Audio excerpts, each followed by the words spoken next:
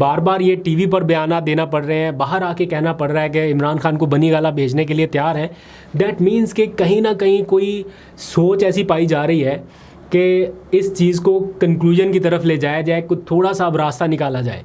यही पैगामात इमरान खान साहब तक भी पहुंच रहे हैं कि अब बातचीत का एक बार फिर से कोई रास्ता निकल सकता है, कोई शुरू किया जाए, इनिशिएट किया जाए। अब तो हुकूमत भी बदल गई, सारा कुछ, तो माहौल बनाया जाए।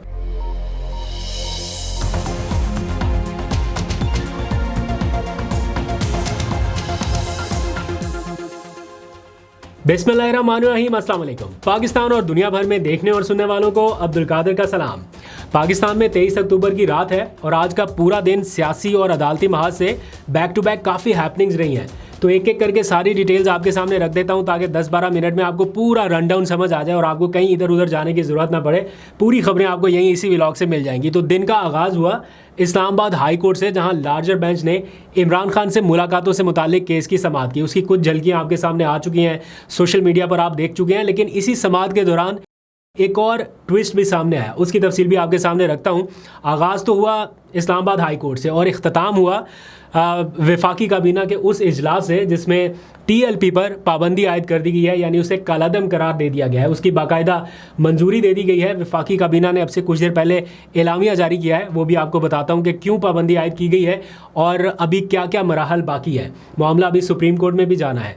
तो दिन के आगाज़ और इख्तिताम के दौरान इमरान खान को बनी गाला मुंतकिल करने की हुकूमती पेशकश एक बार फिर सामने आई है, जिसमें कहा गया है कि अगर किसी को लगता है कि ये पेशकश गैर संजीदा है या हुकूमत इसमें कोई संजीदा नहीं है तो फिर तहरीरी दरख्वास्त दे के देख लें, फिर आपको पता चल जाएगा कि हम किस कदर संजीदा हैं। तो हुकूमत की जानिब से बार बार ये मैसेज क्यों कन्वे किया जा रहा है कि इमरान खान को हम अडयाला जेल से निकाल के बनी गाला भेजने के लिए तैयार हैं, बस PTI सिर्फ तहरीरी दरख्वास्त दे।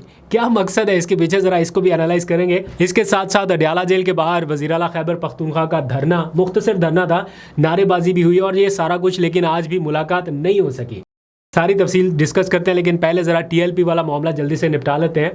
आज वफाकी काबीना का इजलास हुआ। पहले से पता चल गया था कि इस इजलास में TLP पर पाबंदी आयद करने का मामला जो है वो सर फहरिस्त रहेगा और एग्जैक्टली वही हुआ। जैसे ही काबीना का इजलास ख़त्म हुआ, TV चैनल्स की स्क्रीन्स रेड हो गई कि जनाब TLP के ऊपर पाबंदी आयद कर दी गई है, यानी वफाकी काबीना ने उसे कालादम करार देने की मंजूरी दे दी है। जो एलामिया जारी किया गया है वफाकी काबीना का, मैंने अभी थोड़ी देर पहले पढ़ा, वज़ीर आज़म हाउस से जारी हुआ, उसमें भी और बाकी एजेंडा आइटम्स के बारे में नहीं बताया गया, सिर्फ TLP के हवाले से डिटेल बताई गई है कि वफाकी काबीना ने इंसदादे दहशतगर्दी एक्ट के तहत TLP पर पाबंदी आयद कर दी है / कालादम करार दे दिया गया है। और कैसे दिया गया है, काबीना के इजलास में पंजाब हुकूमत की वो समरी रखी गई जिसमें सिफारिश की गई थी और काबीना ने उसे मंजूर कर लिया। इस दौरान आला सरकारी अफसरान जो है पंजाब हुकूमत के वो मौजूद रहे और उन्होंने ब्रीफिंग्स दी कि क्यों ज़रूरी है इसको कालादम करार देना, इस पर पाबंदी आयद करना। एंड देन काबीना ने ये चैप्टर क्लोज़ किया, पाबंदी आयद कर दी और वजारत दाखिला को अहकामात जारी कर दिए हैं कि इसके ऊपर अमल दरामद कराने के लिए इक़दाम करें।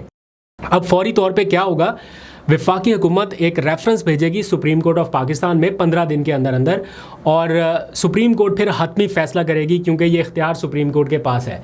ऐसा ही मामला PTI के ऊपर पाबंदी के हवाले से भी एक तलवार लटक रही थी, आपको पता है, कुछ अर्सा पहले, लेकिन वो एग्जीक्यूट नहीं हो सका था उस वक्त क्योंकि एक तो 26वीं तरमीम नहीं आई थी और मामला थोड़ा सा मुख्तलिफ भी था। तो 26वीं तरमीम के बाद अब हुकूमत के लिए ज़्यादा आसानी है कि वो अपने फ़ैसले के हक़ में सुप्रीम कोर्ट से भी स्टैंप लगवा सके। जब PTI का मामला था तब 26वीं तरमीम नहीं थी और बहुत मुश्किल था साबित कर पाना और ये सारा कुछ कर देना। बहरहाल इस पाबंदी का अगर सुप्रीम कोर्ट भी इस पर स्टैंप लगा देती है तो इसका काफ़ी असर रहेगा मुल्की सियासत पर और ख़ास तौर पर पाकिस्तान तहरीक इंसाफ की अगली जो मूवमेंट मुमकिन तौर पे हो सकती है उसको भी इस पैराए में कुछ लोग जांच रहे हैं कि क्या PTI को भी बताया जा रहा है कि ये हो सकता है, ये पॉसिबल कॉन्सिक्वेंसेस हो सकते हैं अगर किसी भी किस्म का कोई एडवेंचर हुआ। बहरहाल देखते हैं आगे चल के क्या होता है। मीनवाइल इस्लामाबाद हाई कोर्ट में क्या हुआ, इमरान खान साहब से मुलाकातों से मुतालिक जो पेंडिंग दरख्वास्तें थीं उनके ऊपर और वज़ीर आला खैबर पख्तूनख्वा ने जो दरख्वास्त दायर की थी सुहेल आफरीदी ने कि इमरान खान से मुलाकात कराई जाए, इसके ऊपर लार्जर बेंच ने आज समाअत की। लार्जर बेंच मतलब 3 रुकनी बेंच, अमूमन 2 रुकनी बेंच होता है लेकिन इसमें एक जज साहब और ऐड हुए थे, तो लार्जर बेंच ने इसके ऊपर समाअत की। इंटरेस्टिंगली एक तो सुहेल आफरीदी साहब भी मौके पे मौजूद थे, पीटीआई के बाकी लोग, सलमान अकरम राजा समेत जो बाकी क़यादत है जो मिलना चाहती है और वो मुलाकातें नहीं कर पा रहे, ये सारे लोग भी मौजूद थे। और दूसरा फरीक जो है अडयाला जेल के सुपरिटेंडेंट, वो भी मौके पर मौजूद थे और उन आमने सामने सारी बात हो रही थी। और जज साहब ने अडयाला जेल के सुपरिटेंडेंट को ये हुक्म जारी किया समाअत के इख्तिताम पर कि हमने 24 मार्च को जो हुक्म जारी किया था आप उसके ऊपर अमल दरामद कराएं।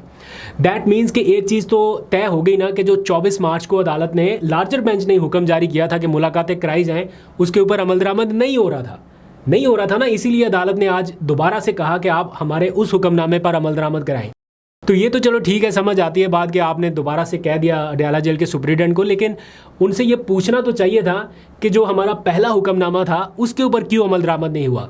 तो इन्हें अदालत की दरख्वास्तें तो इसीलिए थी ना कि आपके हुक्म पर अमल दरामद नहीं हो रहा, तो इनको बुला के ज़रा पूछा जाए, लेकिन उस बारे में नहीं कुछ हुआ। सिर्फ ये कहा गया कि जनाब दोबारा से उस हुक्मनामे के ऊपर अमल दरामद कराया जाए। इंटरेस्टिंगली इसी समाअत के दौरान एक और ख़बर सामने आई कि इस्लामाबाद हाई कोर्ट ने पंजाब हुकूमत की एक वो दरख्वास्त मंजूर कर ली है जिसमें ये दरख्वास्त की गई थी कि जो कैदी हैं उनकी सियासी गुफ्तगू के ऊपर पाबंदी आयद की गई थी पंजाब हुकूमत की जानिब से।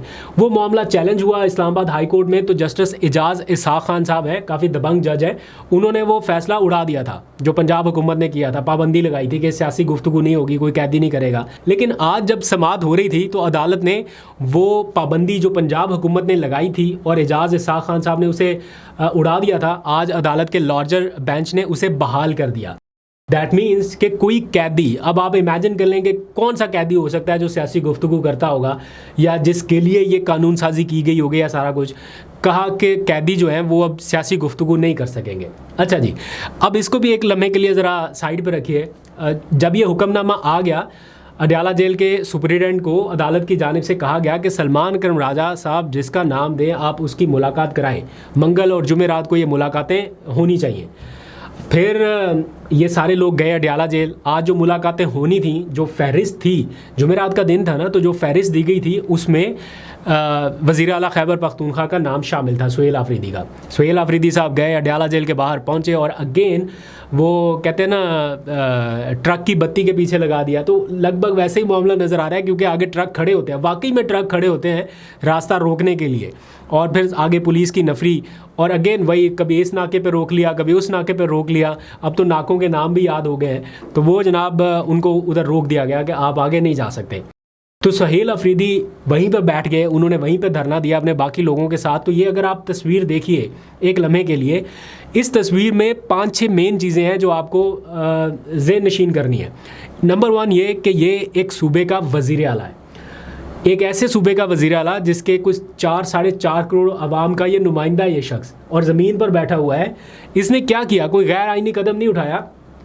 अपना आइनी हक लेने के लिए, यानी इमरान खान से मुलाकात के लिए, इसने हर वो तरीक़ाकार अपनाया जो आइन और कानून के मुताबिक ज़रूरी था। फॉर एग्ज़ाम्पल, मरकज़ी हुकूमत को अलग रिक्वेस्ट की गई, यानी जब शहबाज शरीफ साहब ने फ़ोन किया तो उनको दरख्वास्त की गई। फिर पंजाब हुकूमत को अलहदा मरासला अरसाल किया गया, महकमा दाखिला पंजाब को ख़त लिखा गया। इसके अलावा चीफ़ जस्टिस पाकिस्तान, यानी सबसे बड़ा जो फोरम हो सकता है, उसको अप्रोच किया गया। चीफ़ जस्टिस पाकिस्तान को तहरीरी तौर पर ख़त लिखा गया। फिर इस्लामाबाद हाई कोर्ट को अलग एक ख़त लिखा गया। फिर इस्लामाबाद हाई कोर्ट में अलग से पेशी थी, और अडयाला जेल के बाहर पहुंच के कोशिश करना ये एक अलग मैटर था। यानी हर वो पॉसिबल चीज़ जो कोई कर सकता था वो सब कुछ करके देखा गया, लेकिन मुलाकात की इजाज़त नहीं मिल सकी। अब अडयाला जेल के सुपरिटेंडेंट साहब जो हैं वो क्या मौक़िफ़ इख्तियार कर सकते हैं? वो ये कह सकते हैं कि अभी मुझे अदालत का ऑर्डर नहीं मौसूल हुआ था, वो इस बेस पे भी रिफ्यूज़ कर सकते हैं। तो ये बहरहाल बहुत छोटी छोटी चीज़ें हैं। अगर अदालत का 3 रुकनी बेंच, इस्लामाबाद हाई कोर्ट में लार्जर बेंच इतना ही होता है, तो अगर लार्जर बेंच जो है वो भी अपने फ़ैसले के ऊपर अमल दरामद नहीं करवा पा रहा, एक ऐसी अदालत जिसके ऊपर इस मुल्क के टैक्स पेयर्स का करोड़ों रुपया माहाना खर्च हो रहा हो, तो उनके फ़ैसलों के ऊपर अमल दरामद नहीं हो रहा, तो फिर कोई क्या कर सकता है? किसी के पास क्या ऑप्शन बाकी रह जाता है सिवाय इसके कि वो एहतजाज करे। और फिर वज़ीर आला खैबर पख्तूनख्वा ने यही कहा कि वो अब आवाम के पास जाएंगे। उन्होंने सब पॉसिबल ऑप्शंस अडॉप्ट करके देख लिए, अब वो आवाम के पास जा रहे हैं कल से और वहाँ पर अपना ये मुकदमा रखेंगे। मेरा ख्याल है अदालत को एक बार फिर बुला के ये पूछना चाहिए कि क्यों हमारे अहकामात की खिलाफ वर्जी हो रही है। और PTI के कुछ लोग ये कह रहे हैं, मुझे नहीं पता ये डिसीजन ठीक होगा या नहीं होगा। इवन मैं जुनैद अकबर की बात सुन रहा था, जो उन्होंने आज ऑप्शन बताया कि हमारे पास इसके सिवा कोई ऑप्शन नहीं है। मैं वो यहाँ पर नहीं डिस्कस करना चाहता उसकी डिटेल्स में, लेकिन वो बहुत एक्सट्रीम स्टेप है। उसके ऊपर अगर PTI जाती है या चली जाती है, दैट मीन्स कि फिर तो सारी चीज़ें कोलैप्स है ना एक तरह से। But at the end Imran Khan साहब की बात प्रिवेल कर जाती है कि मुझे इन्हीं अदालतों के सामने पेश होना है, इसी अदलिया के सामने पेश होना है, मैं इसी अदलिया से इंसाफ लूँगा। लेकिन उसके इम्कानात कम होते जा रहे हैं और बहुत ऐसी सिचुएशन है जिसको क्या ही बंदा यहाँ पे डिस्कस करे। एनी हाउ, इसी सारी सिचुएशन के दौरान एक और पेशरफ जो कल से टेलीविज़न स्क्रीन से निकल के आज वैसे भी डिस्कस हो रही है, वो है कि इमरान खान को अडयाला जेल से बनीगाला मुंतकिल किए जाने की ऑफ़र। इसकी हेडलाइंस खबरें हम कई दफ़ा पहले भी सुन चुके हैं, लेकिन हुकूमती वज़ीर हैं तारिक फजल चौधरी, इस्लामाबाद के वो रुकने कौमी असम्बली हैं, जैसे भी बने वो अलग डिबेट है, मैं उसमें फिर बाद में कभी चला जाऊँगा। वो ये कह रहे हैं कि PTI तहरीरी तौर पे दरख्वास्त दे हमें, तो हम इमरान खान साहब को अडयाला जेल से निकाल के बनीगाला मुंतकिल कर देते हैं, जितनी इन्होंने मुलाकातें करनी है वहाँ बैठ के करते रहें। अब ये एक इतनी बड़ी ऑफ़र है जिसको लोग जो है वो संजीदा ही नहीं ले रहे कि यार ये क्या मतलब इनका इख्तियार ही नहीं है, ये मुलाकात करा नहीं सकते तो इमरान खान को जेल से निकाल के बनीगाला भेज सकते हैं, ये इतना इनके पास है अथॉरिटी। तो वो उन्होंने उनकी बात को इतना सीरियस नहीं लिया। तो आज एक सहाफ़ी ने उनसे पूछा कि आप टेलीविज़न पर बैठकर ये ऑफ़र करते रहें तो लगता नहीं है कि आप संजीदा हैं, आपके ऑफ़र को क्यों संजीदा लिया जाए। तो उन्होंने कहा कि अगर किसी को लगता है कि हम गैर संजीदा हैं या हुकूमत संजीदा नहीं है तो PTI तहरीरी तौर पर एक दरख्वास्त दे के देख ले, इनको पता चल जाएगा कि हम किस हद तक संजीदा है या हम क्या करना चाहते हैं। तो तारिक फजल चौधरी साहब को ये बार बार ये TV पर बयान देना पड़ रहे हैं, बाहर आके कहना पड़ रहा है कि इमरान खान को बनीगाला भेजने के लिए तैयार है।